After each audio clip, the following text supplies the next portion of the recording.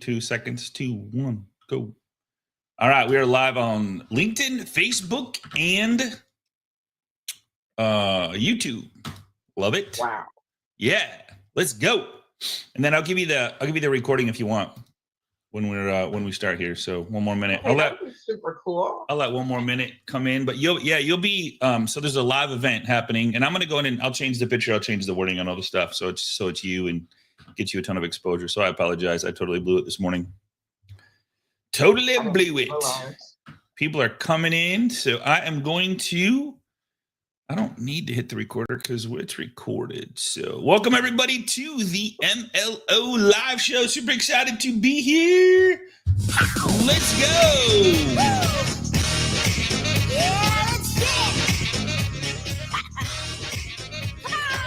That was a new move. You guys like that move? That was cool. All right. I kind of put the wrong message out there because it was my bad, and I kind of had a let's just call it a brain fart. So today I'm super excited to have our dear friend Dionne Bass. The bass part. Do you like fishing? I think my husband's family might like fishing. Okay. All right. Excellent. So Dionne Bass is on the call. She is, well, I'll let her introduce herself. She is bringing us some really cool stuff. And I told Norm, I said, maybe she can just be our MLO live show underwriter. Oh, boy. I know, right? So have you come on every once in a while and just say, hey, what is changing? She's doing a CE class down in Orlando. So if anybody's anywhere near Orlando, tell us about that. And let's get this started. So we'll do the LinkedIn thing another day. So I know that a lot of people are here. I apologize. Please forgive me. I did put out that I was going to talk about LinkedIn. Don't worry about that. We'll get to that and I will show you. So without further ado, Dionne Bass. Ask the Underwriter. So we have an underwriter. So if anybody has any underwriting questions, here we go. Dionne, how are you doing this morning? I'm doing good. And if you do have any underwriting questions, can you email them to me and not ask me on Emma? Okay. I'm joking. If I can answer it, I'll answer it. Love it. I love it. I appreciate it. I'm not an actual active underwriter anymore. I like to say that I'm a retired underwriter that has turned into a mentor, trainer, and developer. But love it. That's what I'm usually helping people with, because who do you guys all send your files to? Yeah. I don't care what program it is, it's going to end up on an underwriter's desk. Yes, it's gonna 100%, unless it's hard money and we just yes and no. And yes, I'll do it. No, I won't. Like that's the only time it won't. Yeah. So what do you have for us this morning? Tell us a little bit about what you do, and how you're helping people, and then I have some questions for you as well. So I originally started off in the industry as a glorified marketing manager, and if you've been in the industry long enough, you know that means telemarketer. But I did not want to telemarket anymore. I wanted to do what the people in the other room were doing, and at the time they were processing. Okay. So I was doing really good telemarketing. So what happens when you're doing good at something? They don't want you to go anywhere. Right. And I just happened to have been in college at the time. So he told me that if I could replace myself, that I could move over to the processing side. So I put a flyer up at school and I got him 5 telemarketers. What? And I was able to move over and I was processing. But what he didn't tell me was that I was going to have to manage those telemarketers too. So I was processing and managing the telemarketing department, but I was young. I mean, that's why we hire younger people, right? Because they could do 1,000 different things at once and not get tired. Yeah.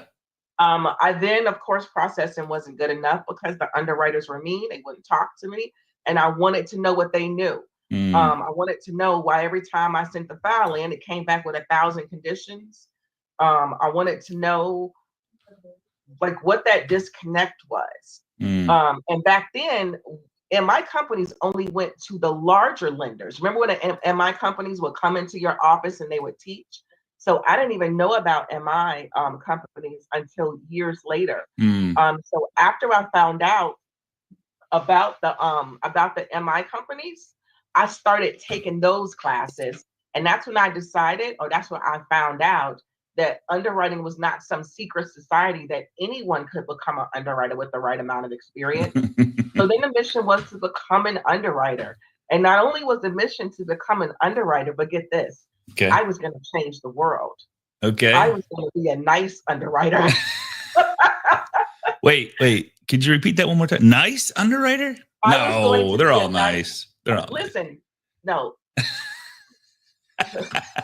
20 years ago, 25 years ago, they were allowed to curse at us. I mean, you get cussed out. I mean, you could get snapped on. They would literally put your paper file, because remember, files were paper back then, at the bottom of the file. Yeah. And I was just like, there's just got to be a way. You don't have to be mean like that. Long story short, I did become an underwriter. And I actually have heard from a few account executives now that I've come out of my underwriting closet and started training and doing like webinars and stuff. And I've had several AEs tell me, I remember you. You were really cool back then, because I talk to people. I make my conditions clear. Like they're not, cryptic. They're actually attainable. And also too, I picked up my phone. If my phone rang, I pick it up. My whole thing always was this: you can't tell on me. I'm a grown woman. So if there's something that you don't like, then come talk to me. Don't go to my manager. Come to me. Tell me. I'll explain to you why I did it, why I said it, and then check this out, help you get past it. One of the things that I forgot to tell you was that I owned a processing company in between my processing and underwriting stage. Dang. And that's when I started my training company, because people would ask me to teach them what I knew. Okay. How I did it. I had like this really cool office space in Hyde Park in Chicago. If there's anybody from Chicago, they know that Hyde Park's like this really cool place. And I had a little office space, and downstairs where the management office was, they would let me use their conference room, and I would do my trainings there. So it just kept evolving. The name kept changing, and then we finally settled at Ask The Underwriter, which I regret right now, because it was originally created to bridge the gap between operations and sales. Yeah. But they look at it as Chat GPT now. They want to ask.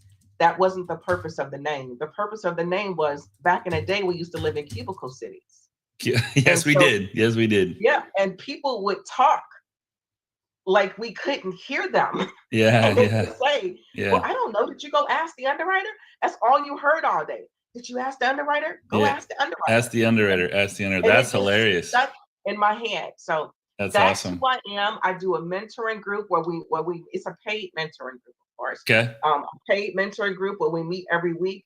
I do free webinars every single month. Norm will tell you, I love to train. I love to talk about making the process easier. They tried to make the process hard so that I couldn't get to whatever level it is I wanted to get to. Yeah. And I always said, I can't believe y'all made a big deal out of this. This is simple. Yeah. And that's what I do. I simplify the process. So the reason we're on is Norm. I was talking to Norm last week, and he said you have a cool sheet that you share with people. Is that okay to share that?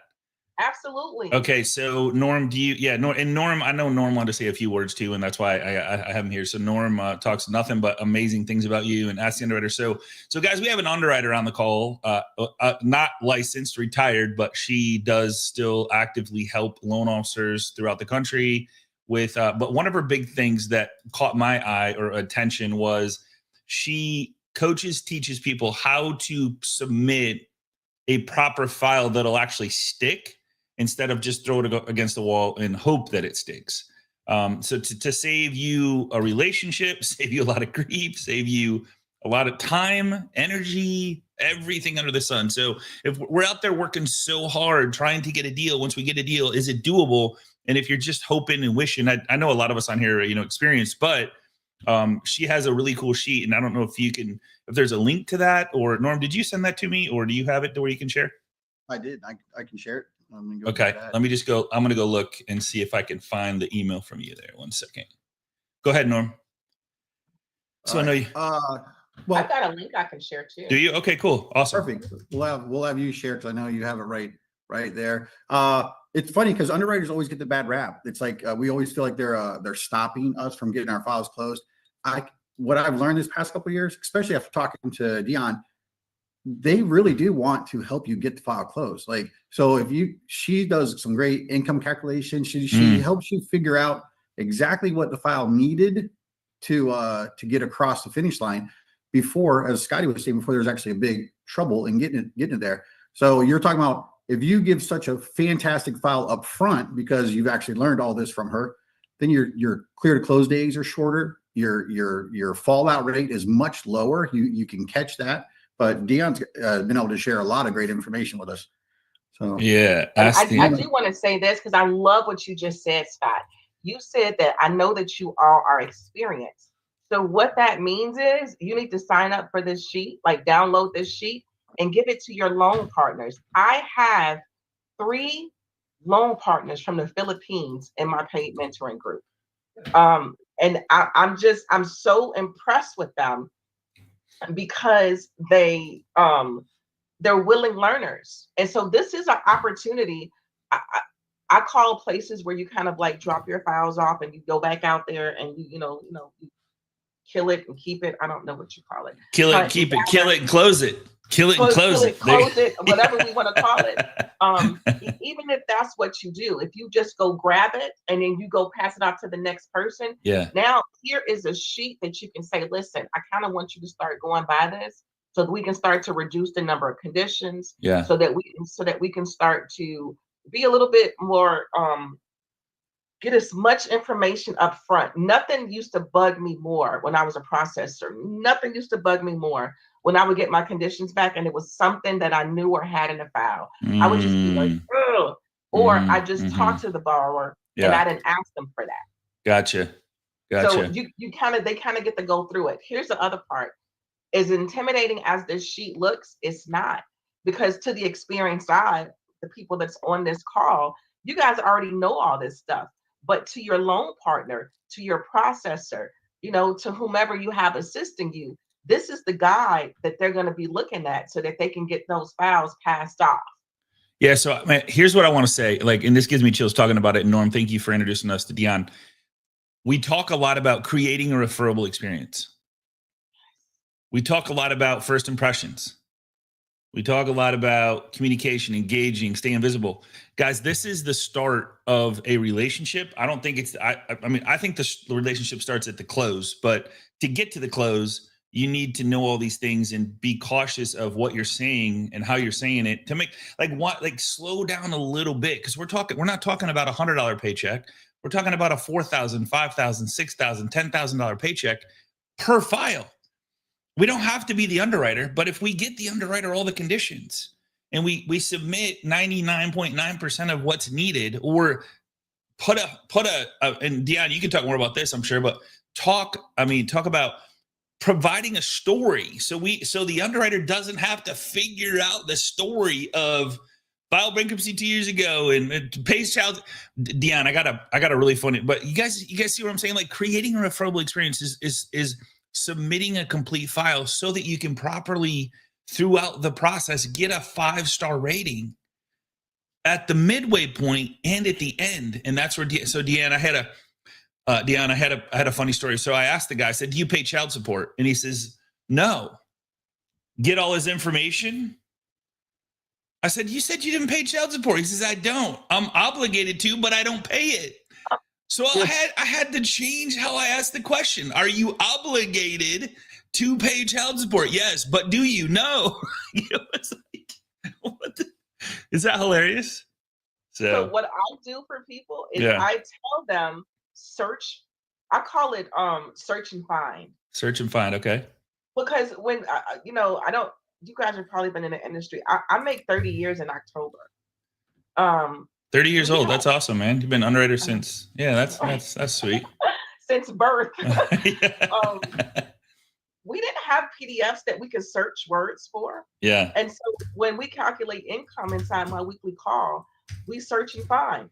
Search. Do you see garnishment? Do you see child support? you see any of those buzzwords. Because what happens when, like, you got experienced people on the phone?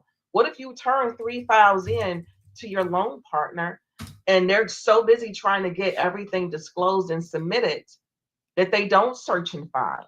It's not even on the top of their mind to search and find. And then you got that surprise later on. There's no such thing as all inclusive. There's no such thing as everything, because underwriters are people. The joke in our industry, the underwriting side of it, is you give 5 underwriters the same file and you'll get 5 different decisions. Ooh, Why is that true? Because how many times have you taken one file from one lender and sent it to another? All the time. Yeah. I want to pull this up if you don't mind. I pulled up this forum, and I just can we quickly just, like, if you guys don't have this forum, it's unbelievable. Like, thank you so much for and the link into the chat is in here. So this thing is like gold on steroids. And so it has everything you need really quick at a glance. Dionne, do you have LOs sharing this with their realtor partners? Because I think this would be invaluable to talk about, like, hey, when I'm working with a client, these are the things that I need to get and do, depending on the situation, depending on the scenario, depending on the program. This is the stuff that I need. And then can you educate an agent on, hey, maybe ask some of these qualifying questions? Or do you have a list of qualifying questions that you could ask to teach your agents so they don't waste time? Because if I'm showing homes, like. So here's the crazy part. I do real estate CE. Okay. I do it in Georgia. I will be doing it in the rest of the Southeast, hopefully within the next 90 days. Yeah. And I wrote a course called What Happens Next? What Really Happens Next? Really? Okay. From my standpoint. You know what I mean? Because we know what they think that happens next, but what really happens next. Yeah. And what I'm finding down here, in answer to your question, is there are a lot of, is it called dual agents, where they are MLOs and agents? Correct. Yes. So they want to know. So yes, I have. And then 2, I have a coach, and she is my course writing coach. Okay. And one of the things that she told me was that, Dionne, your coach, she says, your program is a living organism. It's going to evolve. It's going to grow. It's going to change. You're going to have to water. You're going to have to prune it. Already, since I put this out, because I put this out, I have partnered with Windsor Mortgage and did like this whole thing called Spotting Income Issues Early. And I was going to view this pre-qual sheet. So when I did it, from the time I did that back in May to now, I'm already about to change the sheet again. Wow. Because people are asking me, okay, but what about VA? But what about FHA? Give me more of this. Give me more of that. And so with that being said, I do want to create a real estate agent one. That one right there will make the real estate agent run for the hills. Huge. But true. So I'm going to create a little, maybe like, because that's not even 8.5. I think that's like 8.5 by 14. Yeah. I'm going to create an 8.5 by 11 one that you guys can give to your real estate agents that might help. My biggest thing, biggest thing, and you guys already know this, income kills deals. Yeah. There is no way around it. Yeah. And so what I want you to do is just please check the year-to-date earnings. If you don't hear anything that I said today, if you have a pay stub, before you or your loan partner send that file or pass it off, or whatever the proper terminology is right now, check your year-to-date earnings, make sure that they match. Because what I always find when they send me their income calculation, they're like, something's wrong. And then I said, well, did you ask them this, or that? Oh, they just started this job 3 months ago. That wasn't even on your radar. Like, who took the application? You know what I mean? But if you're new, how do you know? How do you know? Dang. You got a bar that just told you to make $6,000 or $7,000 a month. You're excited. Right. Can we prove it? That's how I explain